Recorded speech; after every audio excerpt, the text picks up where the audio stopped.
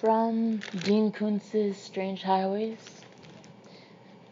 Bruno. 1. I was sleeping off half a bottle of good scotch and a blonde named Sylvia, who hadn't been so bad herself, but no one can sneak up on me no matter how bushed I am. You have to be a light sleeper to last long in this business. I heard the thump near the foot of my bed, and I was reaching under the pillow for my Colt 38 in the next instant. If I hadn't been out celebrating the successful conclusion of a case, the blinds and drapes wouldn't have been drawn. But I had been, and they were, so I didn't see anything. I thought I heard footsteps in the hallway to the living room, but I couldn't be sure. I slid out of bed, stared intently around the room. Brown gloom, no intruder. I padded into the hall, looked both ways. No one. In the front room, I distinctly heard the rod of the police special lock pull out of its floor groove. The door opened, closed, and footsteps pounded in the outside hall, then down the apartment house steps. I ran into the living room and almost into the corridor before I remembered I was in my skivvies. It's not a building where anyone would care, or maybe even notice a guy in his briefs, but I like to think I have higher standards than some of the weird creeps I call neighbors. Turning on the lights, I saw that the police lock had been disengaged. I slid the bolt back in place. I carefully searched the apartment from the john to the linen closet. There weren't any bombs or other dirty work, at least as far as I could see. I checked the bedroom twice, since that was where I first heard him, but it was clean. I brewed some coffee. The first sip was so bad that I poured half the mug in the sink, wondering if the old plumbing could take it, and then laced what was left with some good brandy. Better. My kind of breakfast. So, there I stood in my shorts on the cold kitchen floor, warming my gut with liquor and wondering who had broken in and why. Then I had a bad thought. When the intruder left, he'd pulled the rod of the special lock out of its nest in the floor, which meant he'd entered the apartment through a window, or that when he'd first come through the door, he had replaced the police rod. The last idea was stupid. No dude is going to make it hard for himself to get out if the job goes sour. I went around checking all the windows. They were locked, as always. I even checked the bathroom window, though it has no lock, is barred, and is set in a blank wall 8 floors above the street. No one had come in any of the windows. I slapped my head a few times, as if I might knock some smarts into myself and figure this out. No smarter, I decided to take a shower and get on with the day. It must have been hallucinations. I'd never had what the $200 an hour shrinks call postcoital depression. Maybe this is what it was supposed to be like. After all, no one walks into your apartment after achieving the near impossible of silently throwing a police lock, then sneaks into your bedroom just to look you over and leave. And none of my enemies would send a killer who would chicken out after he got that far. I finished the shower at 4:30 and did my exercises until 5. Then I showered again, cold this time, toweled hard enough to raise blisters, combed my mop into a semblance of order, and dressed. By 5:30, I was sliding into a booth down at the Ace spot, and Dorothy, the waitress, was popping a scotch and water in front of me before the smell of the place was properly in my nose. "What'll it be, Jake?" she asked. She was a voice like glass dropped into a porcelain basin. I ordered steak and eggs with a double helping of French fries, then topped it off with a question. "Anybody been asking around about me, Dory?" She wrote half the question down on the order pad before she realized that I'd stopped ordering. Dory was supposed to have been a fine-looking street girl in her day, but no one ever said she had many smarts. "Not me," she said. "I'll ask Benny." Benny was the bartender. He was smarter than Dory. Some days he was capable of winning a debate with a carrot. I don't know why I tend to hang around with so many chump saps and blockheads. Maybe it makes me feel superior. A guy who's dumb enough to be trying to make a living as an old-fashioned Seamus in the late 20th century, in the age of computers and space-age eavesdropping equipment and drug thugs who'd kill their grandmothers for a nickel. Hell, he needs some reason to feel good about himself. When Dory came back, she brought a negative from Benny, plus the food. I took it down in large bites, thinking about the stranger who had walked through the wall into my bedroom. After 2 more big scotches, I went home to look the place over again. Just as I reached my apartment door and thrust the key toward the lock, this dude opened it from the inside and started coming out. Hold it right there, creepo, I said, leveling my .38 on his big belly. I pushed him back into the living room, closed the door behind us, and turned on the light. What do you want? He asked. What do I want? Look, Buster, these are my digs. See, I live here. And the last time I looked, you didn't.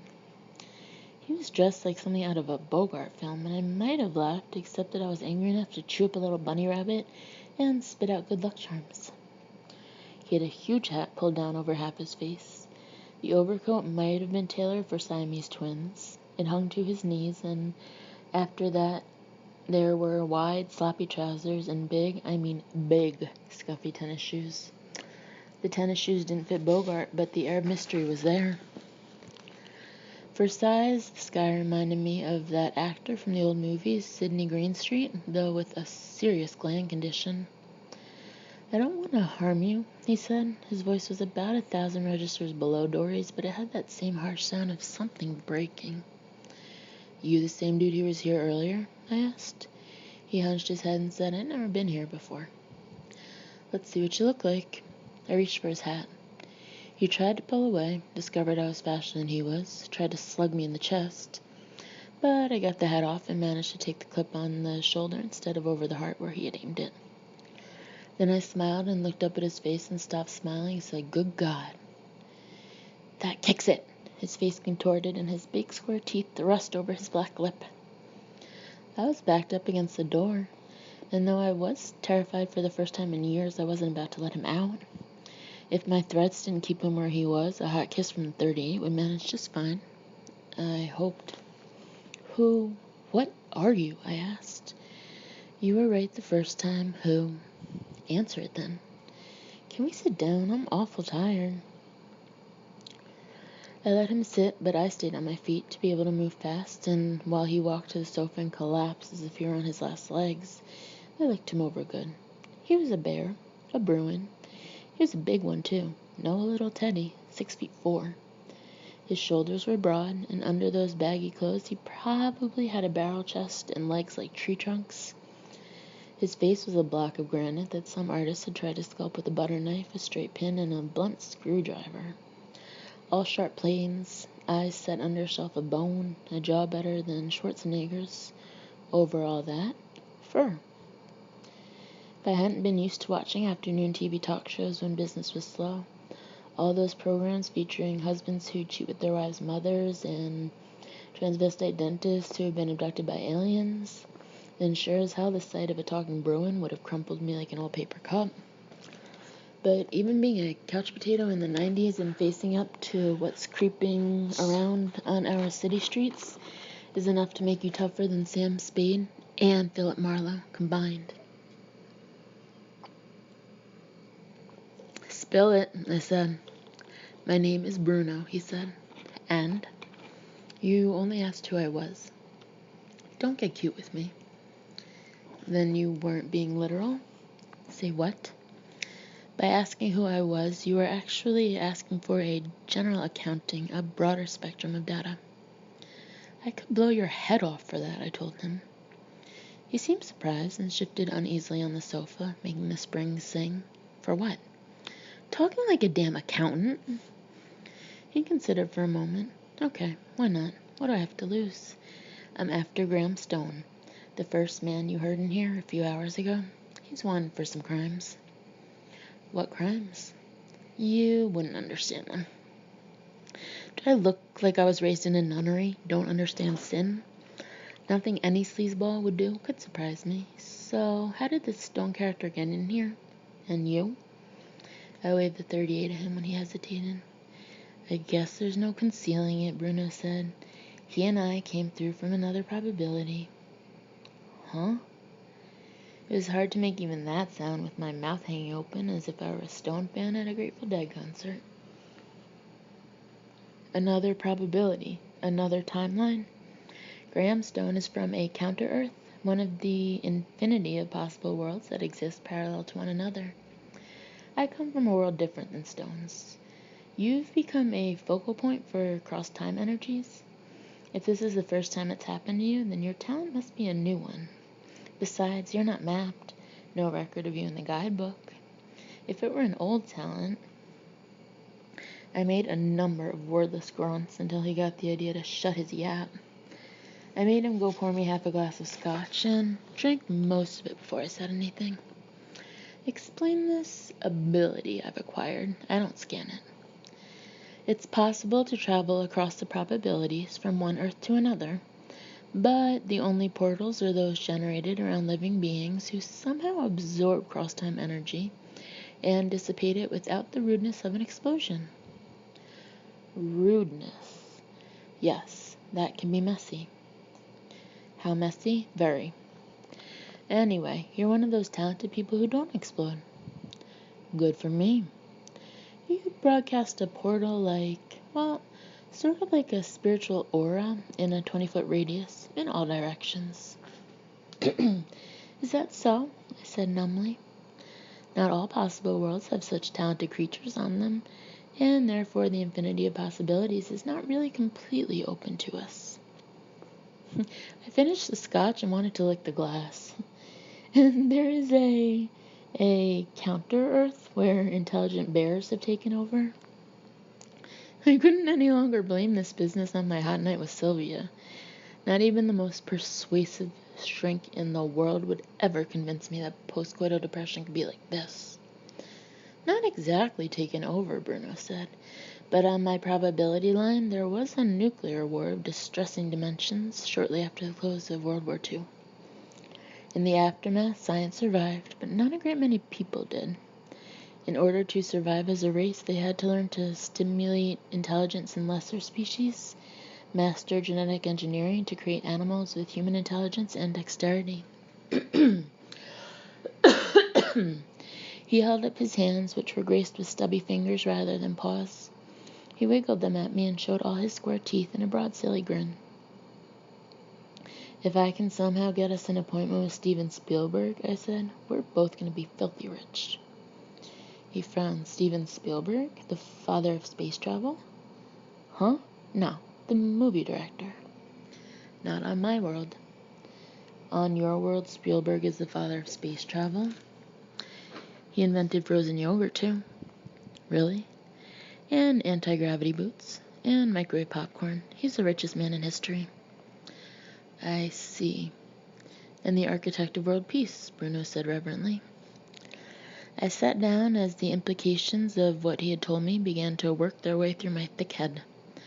Do you mean that weird characters from 1,000 different worlds are going to be popping up around me all the time?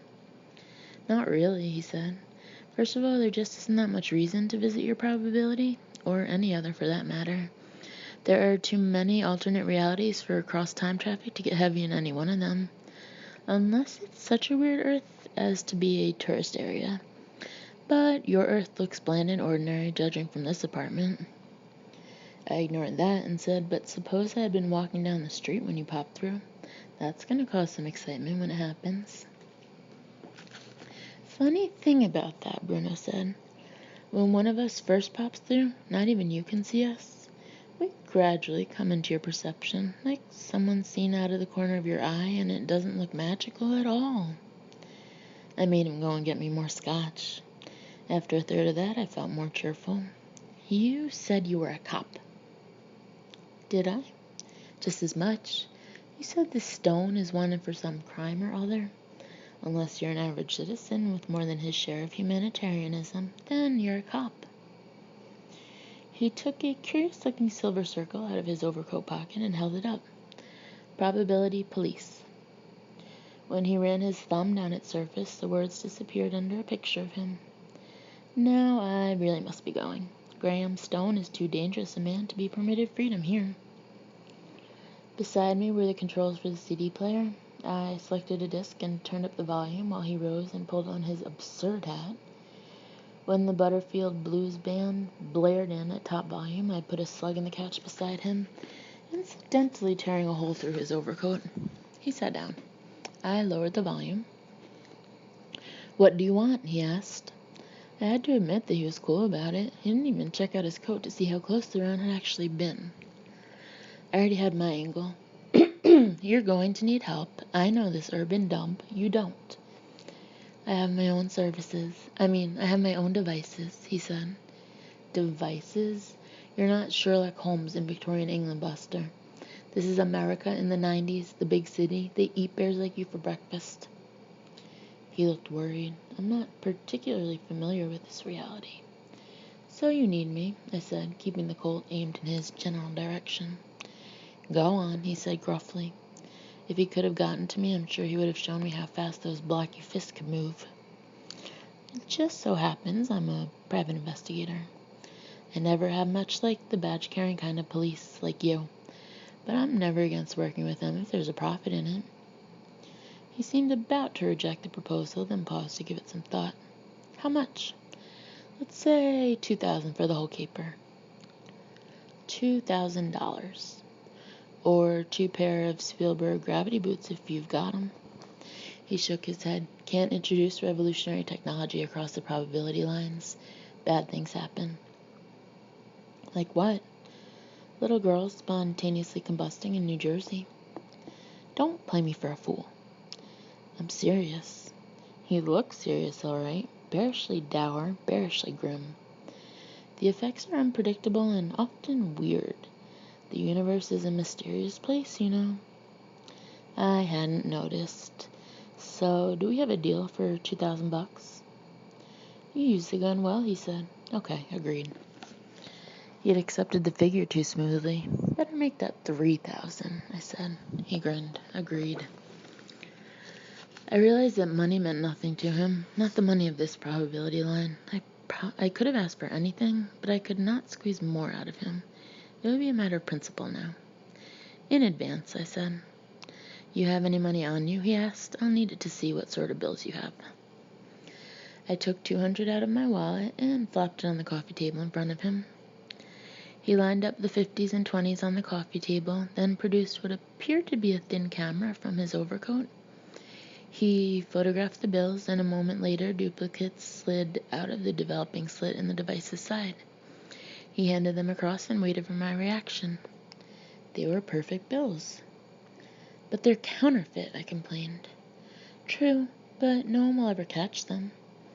Counterfeiters get caught because they make a couple of thousand bills with the same serial numbers. You only have 2 bills of each. If you have more cash around, I'll copy that. I dug out my cash reserves, which were hidden in a lockbox in the false bottom of the kitchen cabinet. I had my $3,000 within a few minutes. When I put everything back under the kitchen cabinet, with the original $200 in my pocket, I said, now let's find stone. 2. By twilight, when snow began to fall and the trail started to get hot, we were in an alley 2 miles from my apartment. Bruno checked the silver wafer that had been his ID badge, but that obviously served other purposes. He grunted approval at the shimmering orange color. It measured, he said, the residual time energy that stone radiated, and it changed colors the closer we got to the quarry. Neat gadget, I said. Spielberg invented it. Yellow when we had left the apartment, the disc was now turning a steadily deeper shade of orange. Getting closer, Bruno said. He examined the rim where the color changes began and snorted his satisfaction. Let's try this alley. Not the best part of town. Dangerous. Probably not for a 7-foot bear with futuristic weapons. Good. Hunching to minimize his height, huddling in the big coat and enormous hat, striving to pass for a big bearded human being, he put his head down and plodded forward. I followed him, bent against the brisk wind and the driving snow. The alley led into a street lined with auto yards, industrial equipment companies, warehouses, and a few other businesses that didn't look so obviously like mafia front operations. One of the warehouses was an abandoned heap of cinder block and corrugated aluminum. Its 2 windows high above the street were shattered. Bruno checked his disc and looked at the warehouse. There, he said. The wafer was glowing soft red. We crossed the street, leaving black tracks in the undisturbed skiff of white. There were 2 ground floor entrances, one a man-sized door, the other a roll-up large enough to admit trucks. Both were firmly locked. I could blast that sucker open, I said, indicating the lock on the smaller door. He's upstairs anyway, Bruno said, checking the wafer again. Let's try the 2nd-story door. We climbed the fire escape, gripping the icy iron railing because the stairs were treacherous. The door at the top had been forced open and was bowed outward on flimsy hinges. We went inside and stood in the quiet darkness, listening. Finally, I switched on a flashlight when I realized that Bruno could probably see in the dark, and I definitely couldn't. We were standing in a wide gallery that encircled an open well to the ground floor of the warehouse. 100 feet to the left, a rattling sound arose, like a stack of bones being shaken.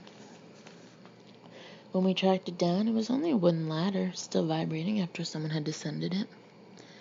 I peered over the edge, but Stone was gone. We had not heard either of the lower doors open, so we went down after him. 10 minutes later, we had checked out all the empty crates and broken pieces of machinery, all the blind spots in the row of empty offices along the rear wall. We hadn't found a trace of this Stone joker. The front doors were still locked from the inside. Neither of us put away his gun. I had replaced the expended shell in the Smith & Wesson and now had a full clip. Bruno's weapon wasn't anything like I'd seen before, but he assured me it was deadly. It's a Disney 780 Death Hose. Disney? Walt Disney, best armament manufacturers in the world. Really? You don't have them here? Mine's a Smith & Wesson, I said. The hamburger people? I frowned. What? You know, the Smith & Wesson Golden Arches? I dropped the subject. There's some pretty weird alternate realities out there.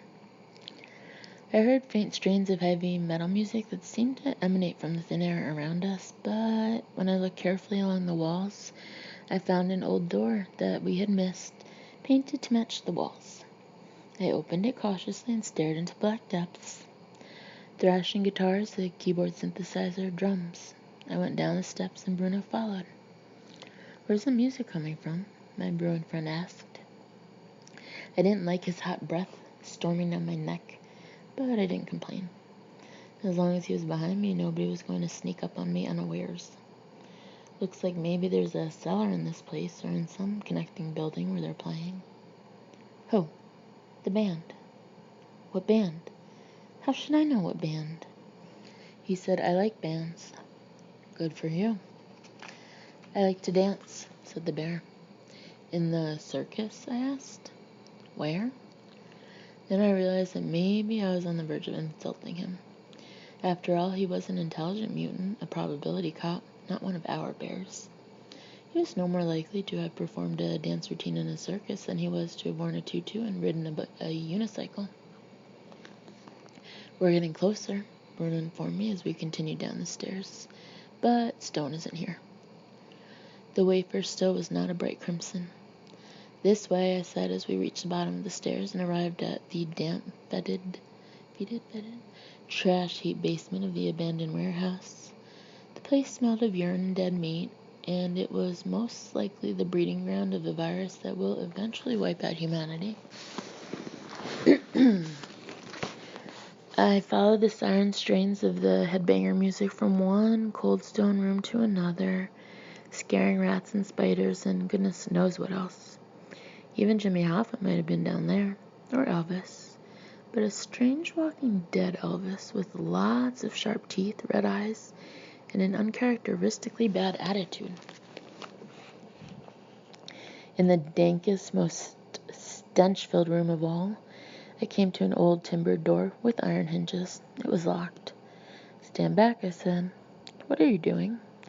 Renovation, I said, and blew the lock out of the door. When that hellacious roar finished bouncing around the cellar, Bruno said, I have subtler devices that accomplish the same thing. To hell with them, I said.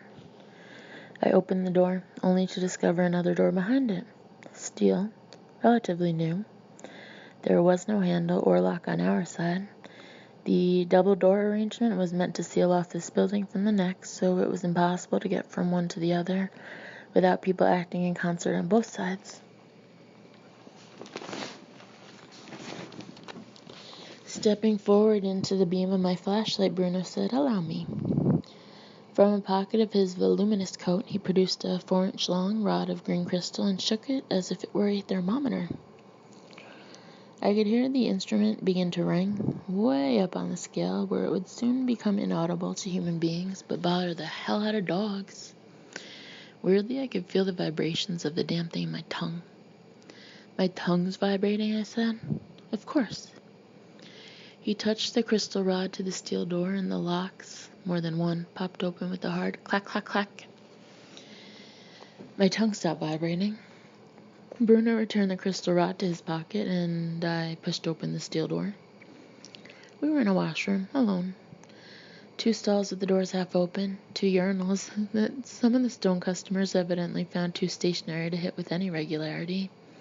A sink so filthy that it looked as if Bobo the dog boy regularly took baths in it, and a stained mirror that showed us grimacing like a pair of old maids in a bordello. "What's that music?" Bruno shouted. It was necessary to shout because the heavy metal band was nearby now. "Metallica!" "Not very danceable," he complained. "Depends on how old you are." "I'm not that old." "Yeah, but you're a bear." I sort of like heavy metal. It clears out my sinuses and makes me feel immortal. If I listened to too much of it, I'd start eating live cats and shooting people whose names annoyed me. I needed my jazz and blues, but a little was always good, and the band at this club wasn't half bad. "Now what?" Bruno shouted. "Sounds like a bar or club or something," I said. "We'll go out and look for him." "Not me. I mean, it's okay to be out on the streets, especially at night, at a distance from people where they can't quite get a look at me unless I let them, but this would be close quarters. Stone shouldn't be mingling either. He looks human mostly, but someone might get suspicious. He should never have tried jaunting into an unexplored timeline in the first place. It was desperation when he knew I almost had him." "What then?" I asked. "I'll stay here in one of the stalls. You check the place out. If he isn't there, we'll go back into the warehouse and up into the street where we can pick up the trail." "Earning my money, huh?" I asked. While I adjusted my tie in the mirror, Bruno went into a toilet stall and closed the door. From in there, he said, "Lord Almighty, what's wrong? Do people in this world have any respect for cleanliness? Some of us have standards. This is disgusting." "Try the other stall," I advised. "What might be in there?" he grumbled. "I won't be long," I promised, and I left the reeking washroom in search of Graham Stone. 3.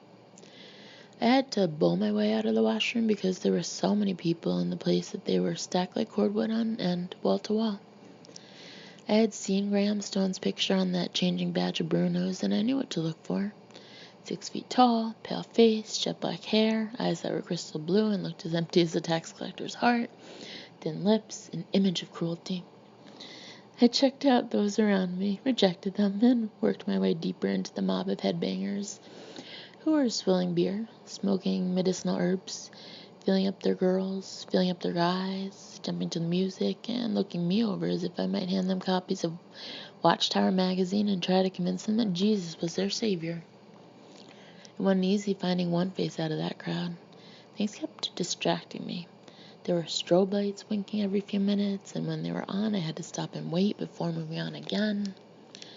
When the strobes were off, there were shimmering film clips from horror movies projected on the walls and ceiling, and on the patrons as well.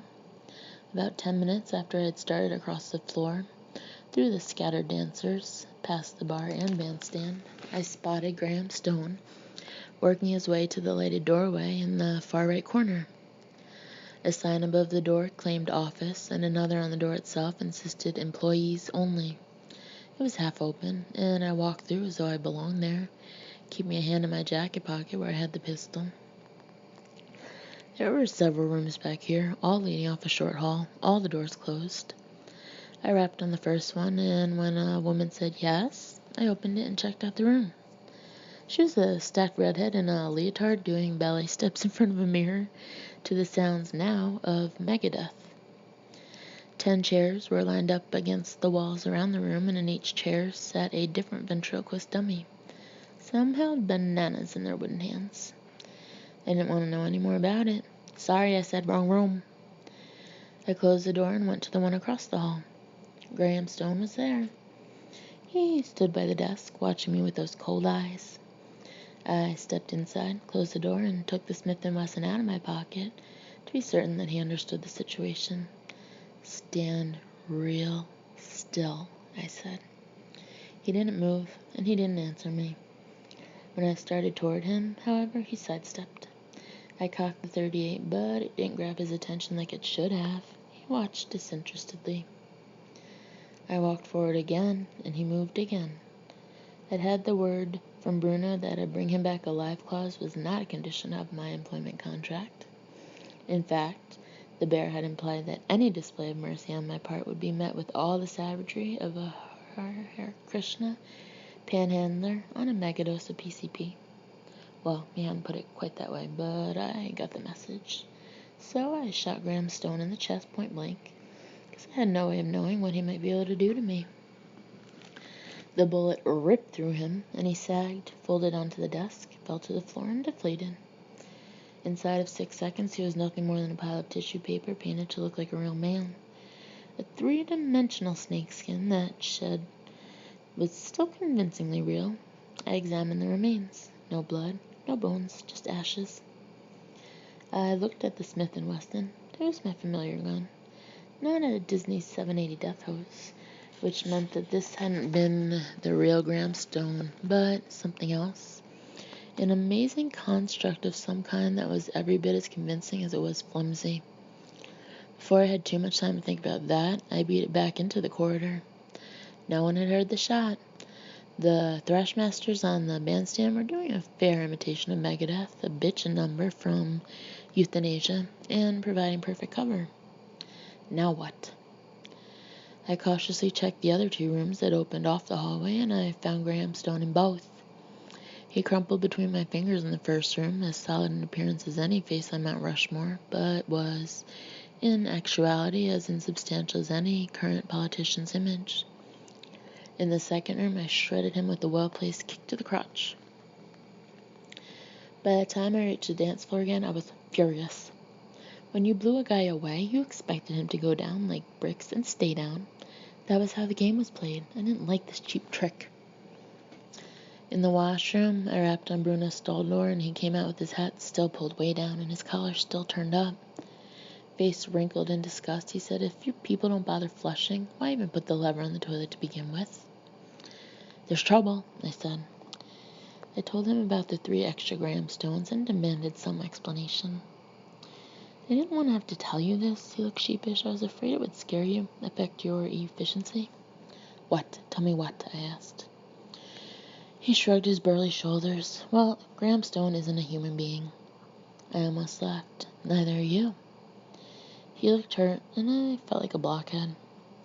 "I am a little bit human," he said. "Certain borrowed genetic material. But forget that. What I should have said is that Graham Stone doesn't really come from any alternate Earth. He's an alien from another star system." I went to the sink and splashed a lot of cold water on my face. It didn't do much good. "Tell me," I said. "Not the whole story," he said. "That would take too much time. Stone is an alien, humanoid, except when you're close enough to see that he doesn't have any pores. And if you look closely at his hands, you'll see where he's had his 6 fingers amputated to pass for human." 6-finger amputation scar, always a sure indicator of the alien among us," I said sarcastically. "Yes, exactly.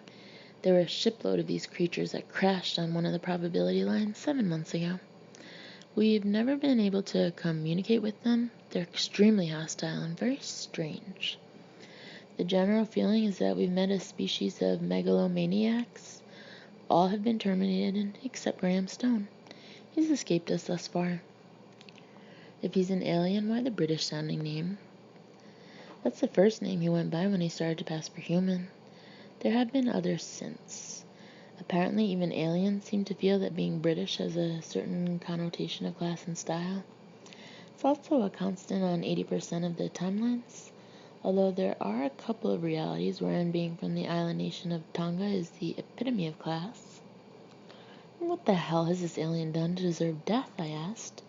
"Maybe if a greater attempt was made to understand him." "An attempt was made. One morning, when the doctors arrived at the labs for a continuation of the study, they found the entire night crew dead. A spiderweb fungus was growing out of their mouths, nostrils, eye sockets. You get the picture? He hasn't done it since, but we don't think he has lost the capacity. I went back to the sink and looked at myself in the mirror. Someone came in to use the urinal.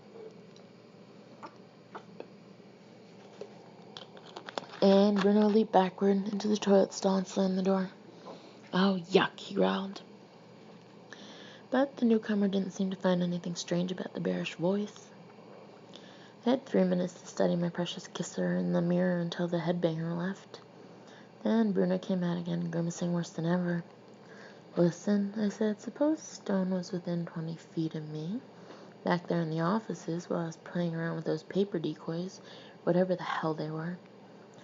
He could have tripped right out of this probability by now. No, Bruno said. You're a receiver, not a transmitter. He'll have to locate someone with the reverse talent of yours before he can get out of this timeline.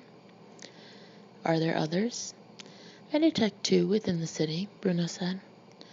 We could just stake those 2 out and wait for him. Hardly, the Bruin said. He would just as soon settle down here and take over a world line for himself. That would give him a better base with which to strike out against the other continuums. He has that kind of power? I said he was dangerous. Let's move it, I said, turning to the steel door from the adjacent warehouse basement. You're marvelous, Bruno said. I turned and looked at him, trying to find sarcasm in that crazy face of his. I couldn't tell what he was thinking.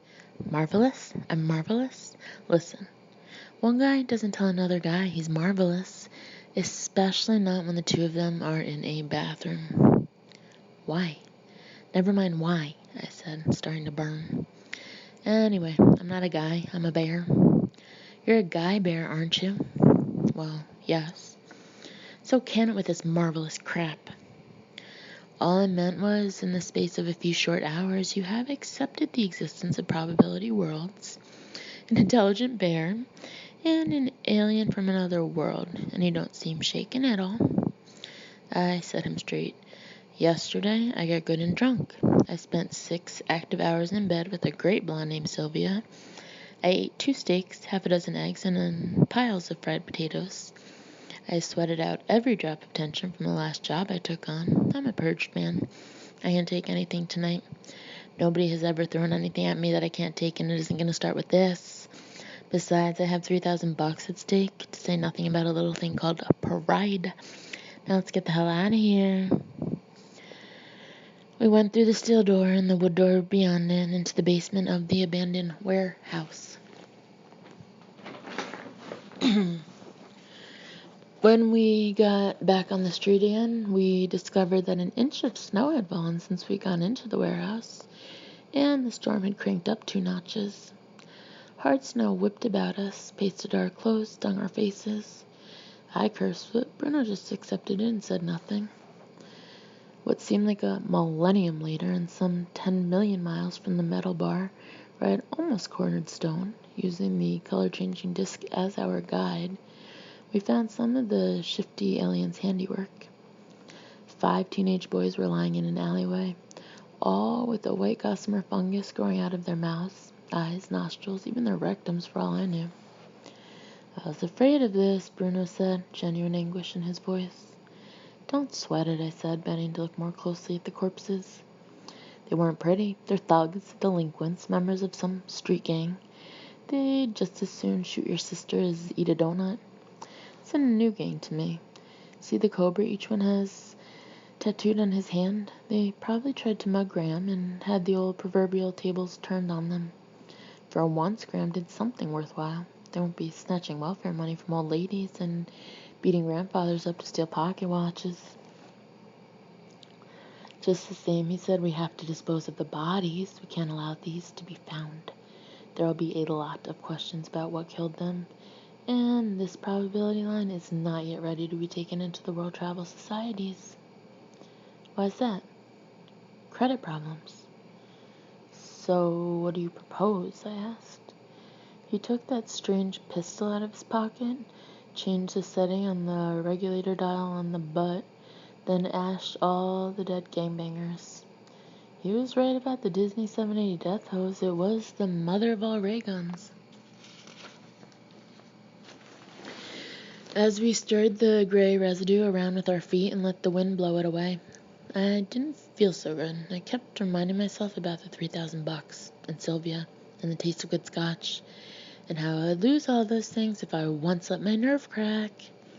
Because, see, once a Private Richard backs down, his career is finished, either his career or his life. After the snowplows had passed, we walked in the middle of the street where we didn't have to fight the drifting snow. At first, the tracking disc was little more than amber, but it soon began to change to a brilliant orange. As redness crept in around its edges, our spirits rose again. We eventually had to leave the street for the river park, where the untouched snow soaked my socks and trouser cuffs. As the wafer in Bruno's hand grew brighter red than it had been all evening, we topped a knoll and saw Graham Stone. He was at the end of a pier at the yacht basin. He scrambled onto the deck of a sleek boat, ran for the wheelhouse door, swung up the steps, and disappeared inside. The running lights popped on along the length of the boat, and the engines coughed and stuttered to life. I ran down the hill, my pistol in my right hand, while I thrust my other arm forward to break any fall I might make on the slippery ground. Behind me, Bruno was shouting something. I didn't listen to it. He shouted again, then started running after me. I could tell he was running, even without looking, for I could hear his big feet slamming the ground. When I reached the end of the pier, Stone had reversed the boat and was taking it out into the dark river. As I ran the last few yards, I judged the distance to the deck of the receding craft at maybe 12 feet. I leaped, fell over the rail of the boat in a tangle of arms and legs, smacked the polished deck with my shoulder, and watched the pretty stars for a moment. Behind me, I heard a bellow of frustration, then a huge splash. Bruno hadn't made it. From where I lay, I could look up into the wheelhouse windows. Graham Stone stood up there, staring down at me. Maybe the real creature, maybe just another of his shed skins. I pushed to my feet, shook those stars out of my head, and looked for my gun. It was gone. I glanced back toward the pier. There was no sign of Bruno.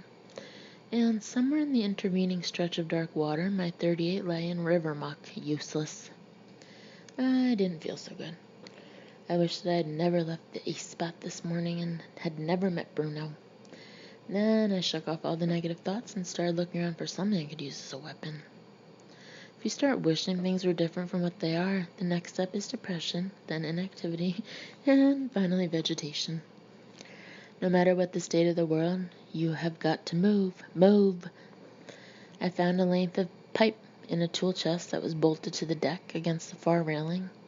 I could cave in a skull very nicely if I put the proper swing behind it. I felt better. Stone was still in the wheelhouse, still watching me. The blue eyes gleamed with the reflection of the ship lights. He seemed too confident as I walked along the deck to the steps.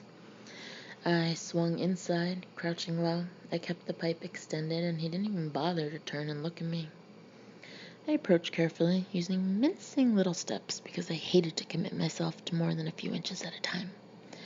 I kept thinking of the 5 young thugs lying back there with the cobweb fungus growing out of their bodies. When I was close enough, I swung the pipe in a short, vicious arc. It slammed into his head, and on down through his neck and chest, and stomach and thighs. Another snakeskin. The lousy simulacrum collapsed, seemed to dissolve, and was a little pile of wrinkled, useless tissue at my feet. Damn him.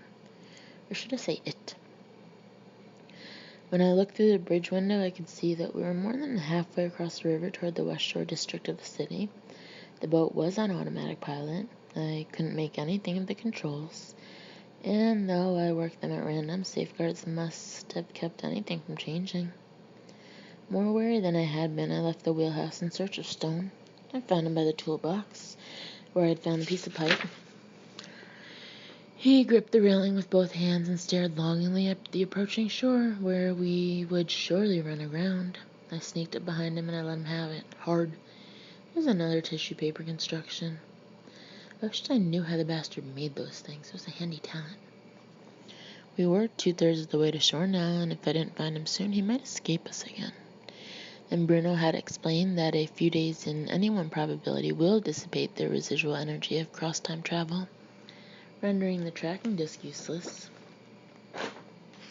Stone had to be below deck. I could see all of the planking above the waterline, and I knew the wheelhouse was empty. So I found the hatch and the stairs to the lower cabins. I went down like any good private Richard learns to do, carefully.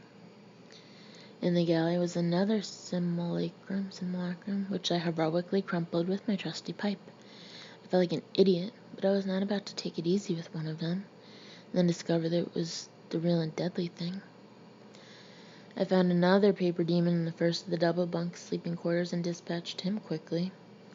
The second sleeping cabin was empty, containing neither a scarecrow Graham Stone nor the real one, which left the bathroom.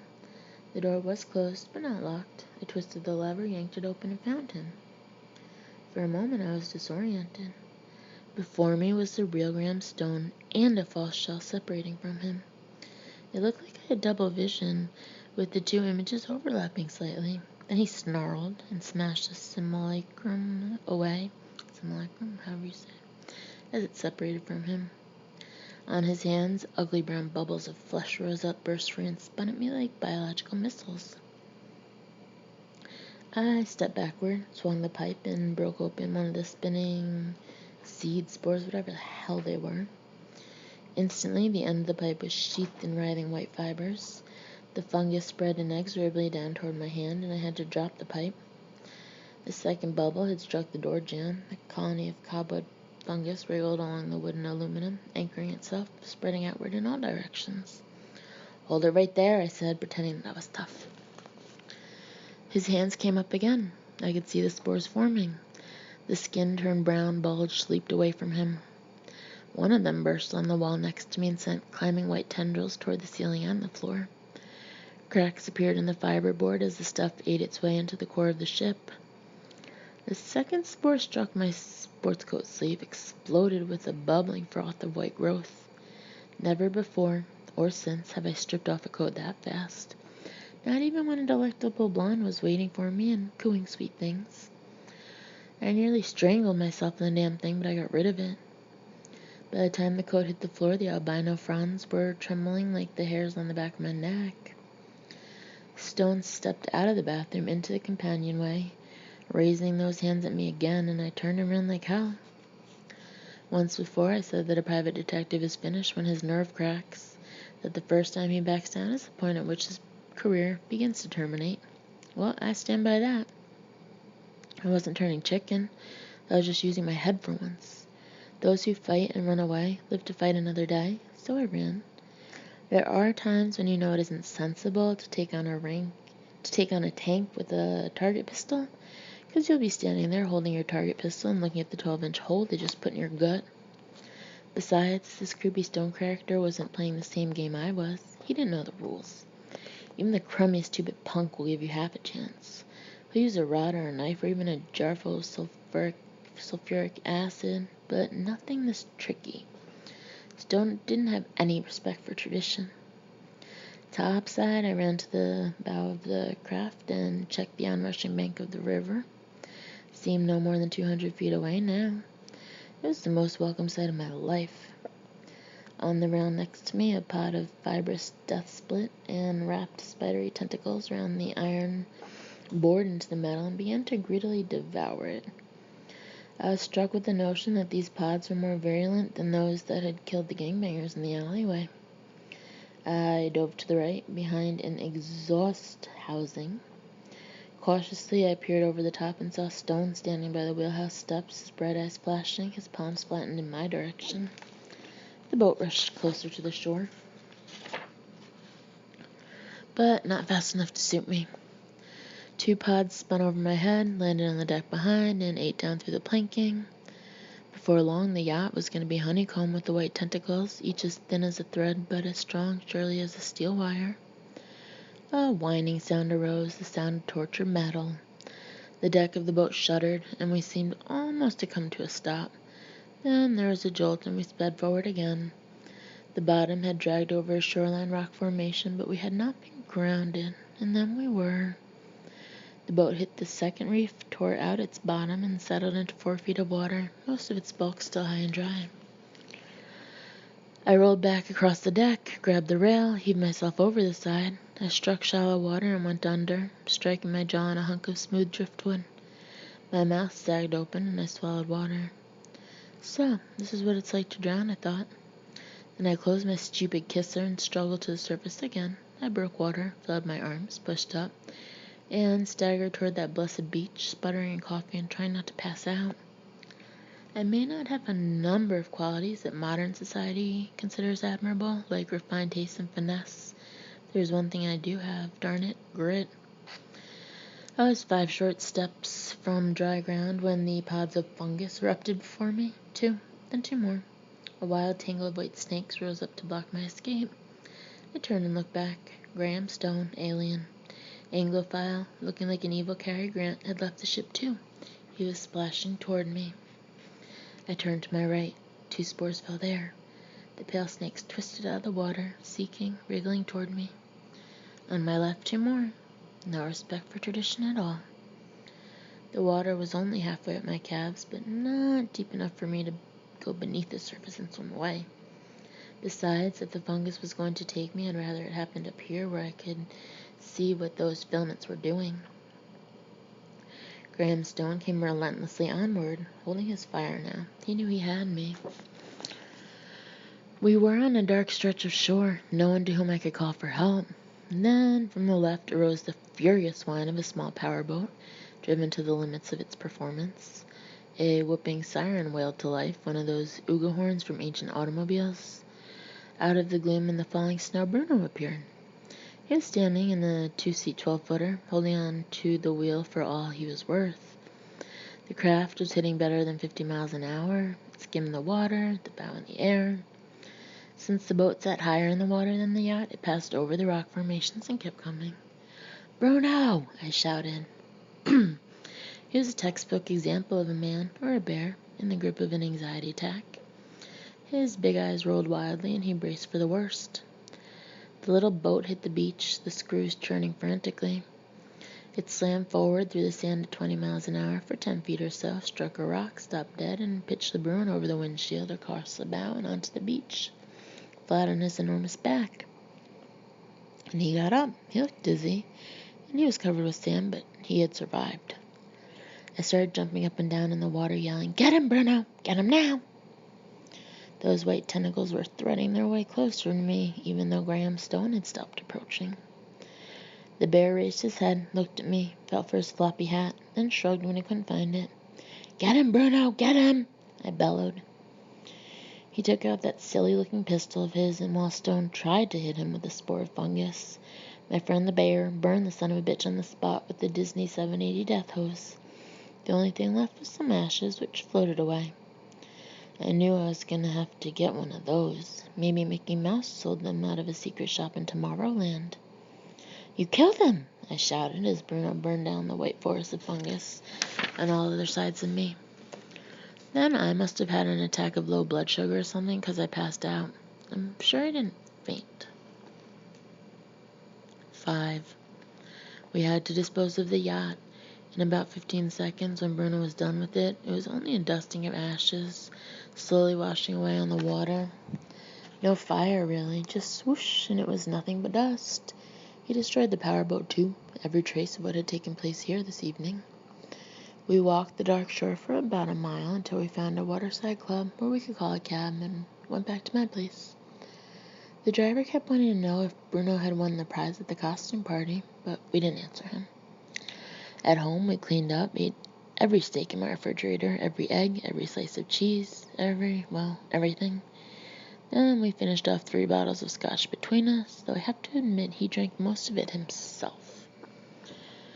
We didn't talk about Graham Stone once. We talked a lot about being a cop, both the private and the badge-carrying kind. We talked about the types of punks that work out there, and discovered that they don't vary much from probability to probability. He explained why my Earth is not civilized enough to be welcomed into the probability societies. Besides that credit thing. Strangely, he said that it won't be quite good enough until my type is all but vanished from the face of the earth. Yet he liked me, I'm sure of that. Strange. Shortly before dawn, he gave himself an injection that sobered him instantly. We shook hands, or at least he reached down and shook mine, and parted company.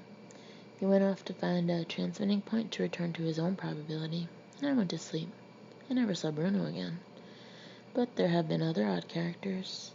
Stranger than all the crooks I've known in this city. Stranger than Benny the Ostrich, Deco Baker, and Sam the Plunger Sullivan. Stranger than Hunchback Haggerty, the deformed hired killer. Stranger, in fact, than either Gramstone or Bruno. I'll tell you about them sometime. Right now, I've got a date with the cutest redhead you ever saw. Her name's Lorella. She can dance like a dream, and aside from a weird interest in ventriloquist dummies, she's got her head on straight.